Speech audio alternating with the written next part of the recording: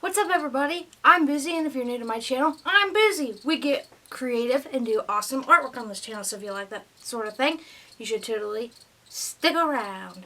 I hope you guys are super excited for Halloween, as much as I am, because I'm super excited for Halloween. And I got my Chucky shirt on because I love Chucky, and today we're going to be painting him on that paper that I used in my watercolor boxer watercolor painting. So, let's get into it, shall we? Voiceover Boozey coming at you, and the first thing that I'm doing in this video is erasing my pencil lines because the graphite likes to smudge, and if you paint over it, it can sometimes show through, sometimes it can mud your colors and make it look just disgusting. So, we get rid of that graphite. And then I'm going in with a base tone of skin color peach on his hands and his face, and this is the buttons of his bibs, and I'm putting red on his sleeves because his sleeves are red. And next up, we are making the scars on his face, which my favorite version of Chucky is from The Bride of Chucky, and when he has all the scars, it's personally one of my favorites. There's many different forms that he's been in, as many movies as there are, there's tons, and now the new season of Chucky, which is really cool. I think they did an amazing job on. And this is the stripes, which it was kind of tedious to do because I had to keep changing colors, but it was super worth it in the end result. I ended up really loving the look.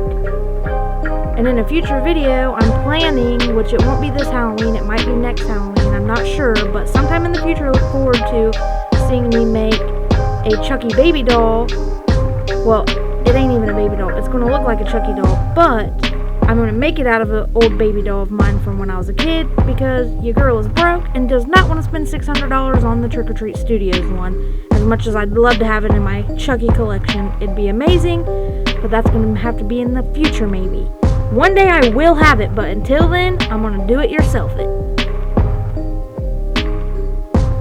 And this is where his bibs are ripped, so I'm just going in with the stripes where the shirt would show through. And I'm taking a really light brown and watering it down to put the shades of the skin on it, like the hands and the face. I'm just trying to make shadows because the more shadows and highlights you add, the more realistic it'll start looking. And I ended up starting doing the hair, and every time I chuck, oh my goodness, what am I talking about? Every time I paint Chucky, I use a metallic orange for his hair because I just love the effect it gives the whole piece. I think it just gives it a little bit of, I don't know, pop, I don't know, it's just shimmery, and I really like it, so I always use it when I paint Chucky. So let me know what you guys think of that in the bottom comments below, and if you've been watching my videos, comment too, because I'd like to start shouting you guys out, which it's time for shout out to Chloe. Thank you so much for watching my videos, I appreciate it a ton.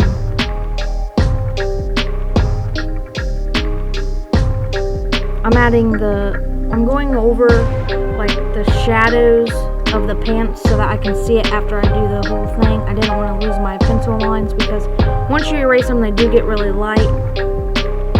So that's what I was doing here. I was going in with a darker blue so it would show through where the shadows were. And then I go in with a lighter blue just to get a base coat on them overalls so I can go over it and add more layers, because the more and more layers you add, the better it looks.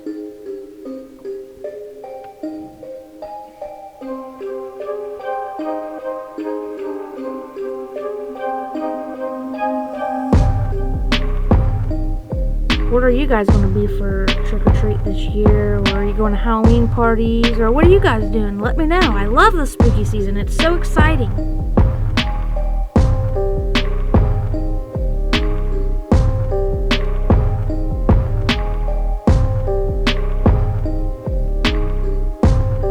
I'm adding some blood stains onto the overalls because he has a whole lot of blood on there. Splattered all around.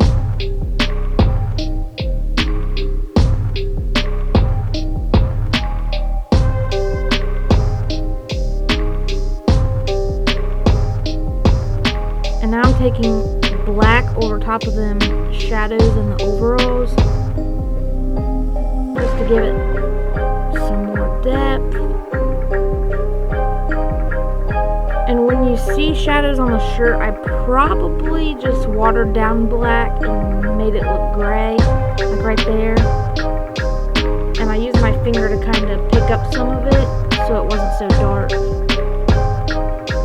Because you need shadows everywhere. There's lots of folds in fabric.